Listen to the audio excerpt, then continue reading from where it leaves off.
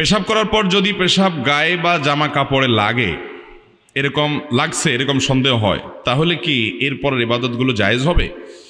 দেখেন, পেশাব করার পর সুইয়ের আগায় যে পরিমাণ পানি থাকে, সুই আছে না, সুইয়ের মাথায় যেরকম পানি থাকে ওইরকম ছোট ছোট ছিটা আসে না কিছু, এগুলো যদি আসে 2-4-5টা বা এরকম ছিটা যদি আসে আপনার কাপড়ের শরীরে, নাপাক হবে না।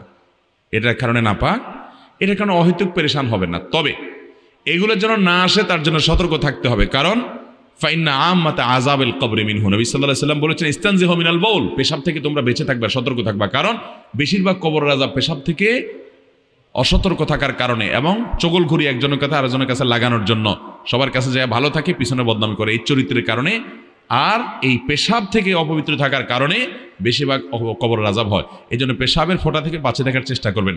দাঁড়ায় যদি সরসর করে পেশাব করে দেন তাহলে ছিটা বেশি আসবে, এই জন্য বসে বসে করবেন এবং উপযুক্ত জায়গায় করবেন। তারপরও যদি ছিটা চলে আসে, ওই যে সুইয়ের আগার পরিমাণ এরকম ছিটা আসলো 2-4-6টা, এতে কি হবে না, নাপাক হবে।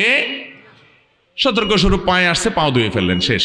আর কাপড় লাগলে কাপড় নাপাক হবে না এত অল্প পেশাব লাগলে, কারণ এটা থেকে একেবারে এইরকম সুই পরিমাণও লাগবে না, এটা থেকে বাঁচা সম্ভব না, যার কারণে এটুকু মাফ। শুধু সেটা নয়, অনেক সময় দেখবেন টয়লেটে বসলে মাছি আসে, মাছি যে একবার ওই নাপাক